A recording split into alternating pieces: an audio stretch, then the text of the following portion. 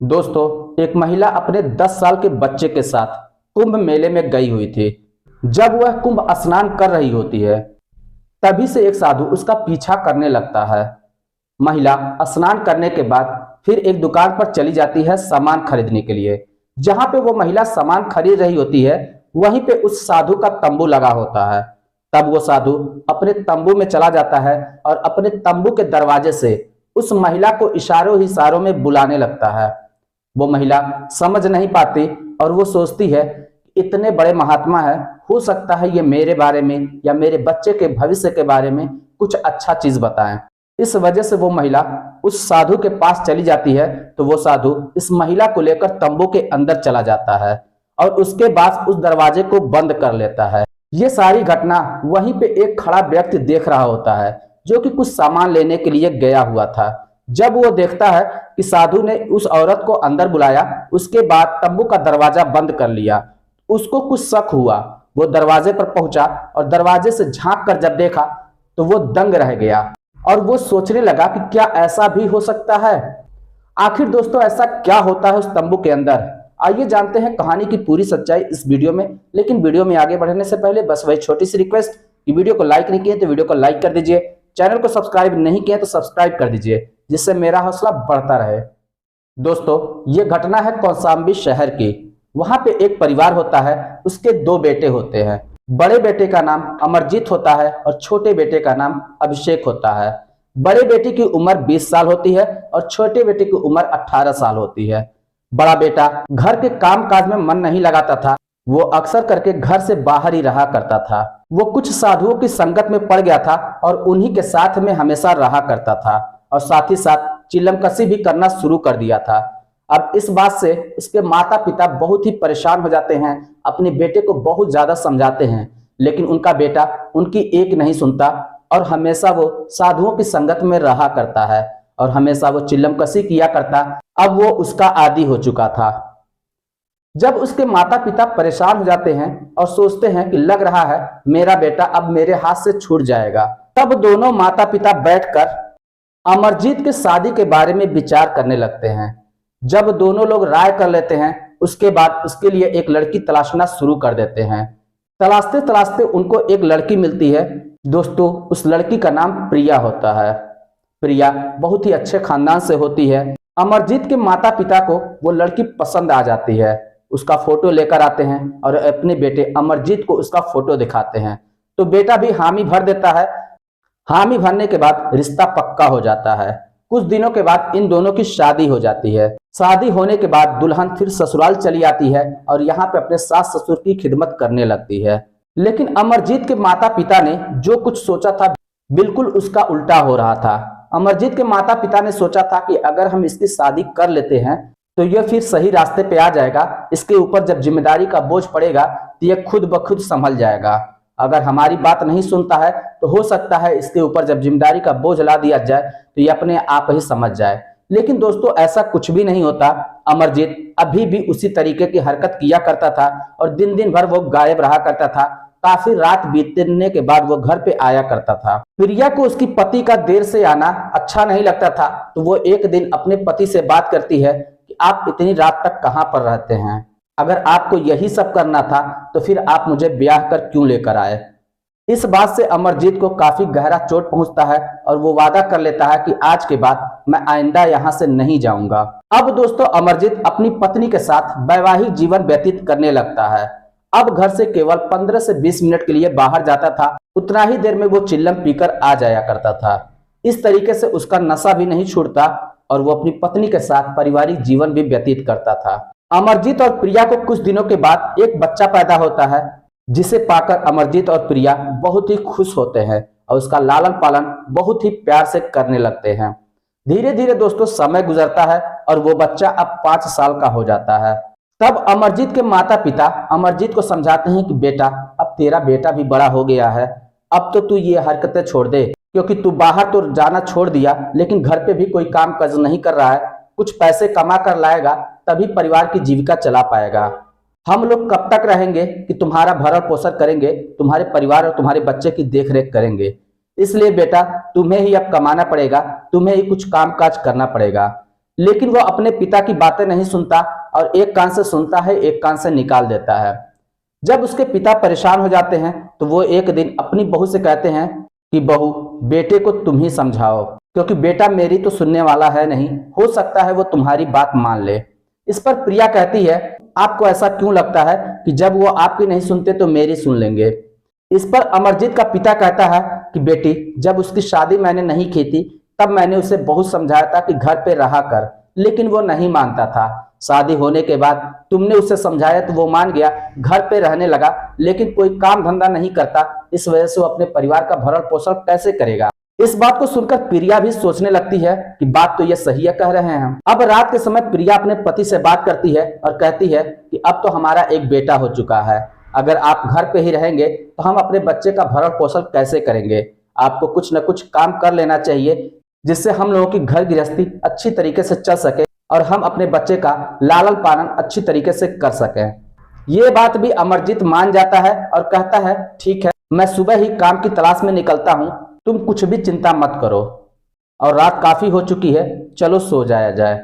उसके बाद दोनों पति पत्नी सो जाते हैं। सुबह उठते ही वो अपनी पत्नी से बोलता है कि कुछ नाश्ता तैयार कर दो, मुझे काम ढूंढने के लिए जाना है। प्रिया सुबह सुबह उठकर नाश्ता तैयार करती है। अमरजीत नाश्ता लेता है और घर से निकल जाता है। दिन भर वो काम की तलाश करता है, उसे एक जगह पर काम मिल जाता है। वो शाम के समय जब घर वापस आता है तो अपनी पत्नी को खुशखबरी देता है, अपने माता पिता को खुशखबरी देता है और कहता है कि पिताजी, मुझे एक नौकरी मिल गई है, अब मैं कल से वहां पे काम करने के लिए जाया करूंगा। इस बात से घर में जैसे मानो खुशियां ही लौट आई हों, लेकिन उन्हें क्या पता था कि ये खुशियां उनकी कब गम में बदल जाएंगी, पता भी नहीं चलेगा। दोस्तों, अमरजीत काम करने के लिए जाया करता था, लेकिन जो भी उससे सैलरी मिलती थी उसमें से आधे से ज्यादा पैसे वो अपने चिल्लमकसी में उड़ा दिया करता था। बचे कुचे पैसे ही घर पे ला के दिया करता था। इस बात को लेकर पति पत्नी में अक्सर झगड़ा हुआ करता था। एक दिन जब अमरजीत के माता पिता इस बात को जानते हैं तो वो अपने बेटे को बहुत बोलने डांटने फटकारने लगते हैं। उसके बाद अमरजीत कुछ भी नहीं बोलता। कुछ दिनों तक ऐसा ही चलता रहता है, लेकिन एक दिन की बात है, अमरजीत घर से काम के लिए निकलता है मगर शाम को घर वापस नहीं आता। अब घर वालों को चिंता काफी बढ़ जाती है। वो इधर उधर ढूंढते हैं, अपने रिश्तेदारों के पास फोन करते हैं, लेकिन अमरजीत का कुछ भी पता नहीं चलता। तब अमरजीत के पिता थाने में जाकर रिपोर्ट दर्ज करवाते हैं। वहां पे पुलिस भी ढूंढना शुरू कर देती है, लेकिन अमरजीत का कुछ भी पता नहीं चलता। अब अमरजीत का जो छोटा भाई था वो भी बड़ा हो चुका था, तो माता पिता उसकी भी शादी कर देते हैं। लेकिन जब छोटे भाई की शादी होती है तो उसकी पत्नी जब आती है तो वो बहुत ही चालाक होती है। वो सोचती है, मेरे जेठ तो घर पे रहते नहीं, फिर उनकी पत्नी यहाँ पे रह के क्या करेगी। अगर ये भी घर छोड़कर चली जाती है तो फिर मेरा अधिकार हो जाएगा और मेरा ही राज चलेगा। इस वजह से वो छोटी छोटी बातों को लेकर घर में तनाव पैदा करना शुरू कर देती है। और दोस्तों, जैसा वो चाहती है एक दिन आखिरकार वैसा ही होता है। इस बात से तंग आकर प्रिया एक दिन घर छोड़ने का फैसला कर ही लेती है। प्रिया के सास ससुर उसको बहुत समझाते हैं, लेकिन प्रिया नहीं मानती और कहती हैं, बाबूजी, मैं क्या करूंगी यहाँ पर रहकर, मेरे पति भी नहीं रहते तो मैं किसके सहारे पे रहूंगी, आप लोग कब तक हम लोगों को देखेंगे। ये कहकर प्रिया वहां से अपने मायके चली आती है और अपने मायके में ही रहने लगती है। चूंकि प्रिया अपने माता पिता की इकलौती बेटी थी, इसलिए उसके माता पिता उसे दिलो जान से प्यार करते थे। वो प्रिया के लिए घर में ही रहने के लिए एक जगह दे देते हैं। कुछ दिनों के बाद उसकी एक परचून की दुकान ओपन करवा देते हैं। प्रिया अब परचून की दुकान चलाया करती थी और उसी से रोजी रोटी कमा के अपने बच्चे का भरण पोषण किया करते थे। धीरे धीरे उसकी परचून की दुकान चल पड़ती है और अच्छा मुनाफा होने लगता है। उसके माता पिता हमेशा उसका सहारा बनकर खड़े होते हैं। कभी भी कोई भी मुसीबत आती थी तो हमेशा अपनी बेटी का साथ ही दिया करते थे। इस तरीके से दोस्तों करते करते 5 साल का समय और गुजर जाता है। अब प्रिया का बच्चा 10 साल का हो जाता है। एक दिन उसे खबर मिलती है कि प्रयागराज में महाकुंभ मेला लगा हुआ है। देश के कोने कोने से श्रद्धालु वहां पे कुंभ स्नान करने के लिए जा रहे हैं। प्रिया के मन में भी इच्छा जगती है कि मैं भी कुंभ स्नान करने के लिए प्रयागराज में जाऊंगी। अब उस शहर से एक बस बांधी जाती है। प्रिया, शहर के और भी लोग उस बस में सवार होकर प्रयागराज के लिए रवाना हो जाते हैं। जब प्रिया प्रयागराज में पहुंचती है और वहां पे कुंभ मेले में पहुंचकर स्नान करने के लिए जाती है, वहीं से एक साधु उसका पीछा करना शुरू कर देता है। कुंभ स्नान करने के बाद प्रिया फिर एक दुकान पर चली जाती है, वहां पे कुछ सामान लेने के लिए। जहां पे प्रिया सामान ले रही होती है, बगल में ही उस साधु का तंबू होता है। वो साधु अपने तंबू में चला जाता है, तंबू के दरवाजे पे खड़ा होकर प्रिया को इशारा करके बुलाने लगता है। प्रिया सोचती है इस महाकुंभ मेले में बहुत ही सिद्धि महाराज लोग आए हैं, हो सकता है ये हमारे बारे में, हमारे बच्चे के बारे में या हमारे पति के बारे में कुछ भविष्यवाणी कर दे, जिससे हमारी आगे की जिंदगी संवर जाए। ये सोचकर प्रिया उस साधु महाराज के पास जाने लगती है। जब वो दरवाजे पर पहुंचती है तो साधु महाराज प्रिया और उसके बच्चे को लेकर तंबू के अंदर चले जाते हैं और तंबू का दरवाजा जो कि पर्दे नुमा होता है उसको बंद कर लेते हैं। ये सब घटना वहीं पे खड़ा एक व्यक्ति देख रहा होता है, जो कि प्रिया के गांव का ही होता है। जब ये नजारा देखता है तो उसको कुछ शक होता है, तो वो तंबू के पास चला जाता है और तंबू के पर्दे को हटाकर देखने लगता है। तो क्या देखता है कि साधु महाराज प्रिया के पैरों पे गिरकर रो रहे हैं, गिड़गिड़ा रहे हैं, माफी मांग रहे हैं। लेकिन उस व्यक्ति को कुछ समझ में नहीं आता, तो वो बोल पड़ता है कि साधु महाराज आप ये क्या कर रहे हैं। तब वो साधु कहने लगता है कि कौन हो तुम। तब वो व्यक्ति बताता है कि मैं इसके गांव का ही व्यक्ति हूं, लेकिन आप कौन हैं। तो साधु महाराज कहते हैं कि मैं वही अमरजीत हूं जो कुछ समय पहले घर छोड़कर चला आया था और इसका पति हुआ करता था। इस बात को सुनकर वो व्यक्ति बहुत ही गौर से देखता है और उसे वो पहचान जाता है। तब वो कहता है कि ठीक है महाराज, आप बात कर लीजिए, मैं बाहर चला जाता हूं। इसके बाद साधु महाराज फिर उसके पैरों पे गिरकर उससे माफी मांगने लगते हैं। तो प्रिया कहती है कि क्या बात है, आज आप हमसे माफी मांग रहे हैं, लेकिन जिस दिन आपने हमारा साथ छोड़ा था उस दिन आपने नहीं सोचा था, आज किस लिए माफी मांग रहे हैं। तो अमरजीत कहता है कि मुझे माफ कर दो, मैं समझ नहीं पाया, मैं ऐसे रास्ते पे चला गया कि जिस रास्ते पे मुझे शादी से पहले ही जाना चाहिए था, लेकिन अब मैं बहुत पछता रहा हूं। इस बात को सुनकर प्रिया कहती है अगर आप पछता ही रहे होते तो आप पहले ही आ जाते। इतना दिन बीतने के बाद फिर अब आप हमारी जिंदगी में क्यों वापिस आना चाहते हैं। आपने जो रास्ता चुना है वो बहुत ही अच्छा रास्ता है, इस पे भगवान आपको मिल जाएंगे। लेकिन अमरजीत कहता है कि नहीं, इस पे मुझे भगवान नहीं मिलेंगे। हमने एक परिवार का दिल दुखाया है, किसी का दिल दुखाने के बाद अगर हम चाहें कि हमें भगवान मिल जाएगा तो ये कभी भी संभव ही नहीं है। प्रिया बोलती है अगर आपको पछतावा ही था तो फिर आप उसी समय आए होते। तो अमरजीत कहता है मैं वापिस आया था, लेकिन मुझे पता चला कि तुम घर छोड़कर मायके जा चुकी हो, तो मुझे हिम्मत नहीं हुई कि मैं तुम्हारे मायके जाऊं और अपने सास ससुर या फिर तुमसे नजरें मिला पाऊं। मैं फिर वापिस आ गया और उसके बाद मैं ईश्वर से हमेशा प्रार्थना करता था कि किसी न किसी दिन मेरी पत्नी मेरे सामने जरूर आएगी, मैं उससे अपने दिल की बात जरूर कहूंगा। और आज देखो ईश्वर ने तुम्हें हमारे सामने लाकर खड़ा कर दिया, तो मैं अपने आप को रोक नहीं पाया। इस बात को सुनकर प्रिया की आंखों में आंसू आ जाते हैं, लेकिन वो कहती है कि अभी तत्काल में मैं कोई फैसला नहीं कर सकती, क्योंकि मेरे माता पिता ने मेरा बहुत साथ दिया है, मैं उनका विश्वास नहीं तोड़ सकती। एक काम करिए, आप मुझे अपना नंबर दे दीजिए, मेरा आप नंबर ले लीजिए, मैं घर पे जाऊंगी, अपने माता पिता से बात करूंगी, मेरे माता पिता जैसा बोलेंगे मैं वैसा ही करूंगी। इतना कहकर प्रिया अमरजीत का नंबर लेती है और अपना नंबर अमरजीत को दे देती है और वहां से चली जाती है। प्रिया के जाने के बाद अमरजीत 1-2 दिनों तक प्रिया के फोन का इंतजार करता है। प्रिया जब घर पर पहुंचती है तो अपने माता पिता से पूछती है और सारी बात बता देती है।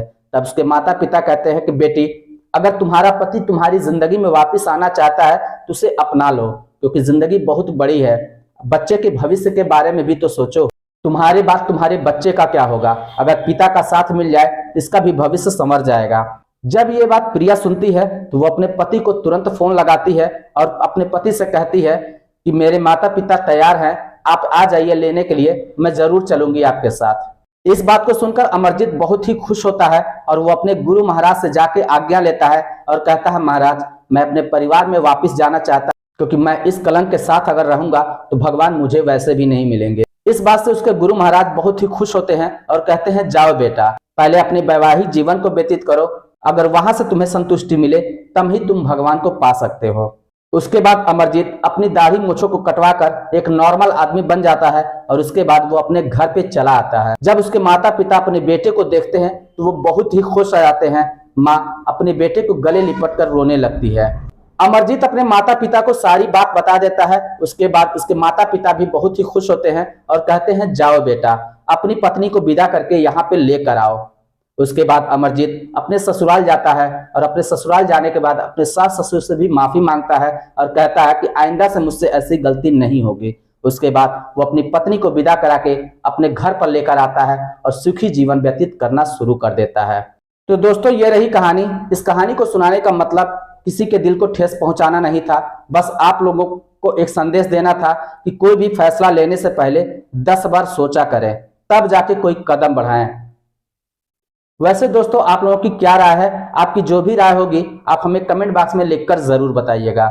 चलिए फिर मिलते हैं नेक्स्ट वीडियो में, तब तक के लिए जय हिंद।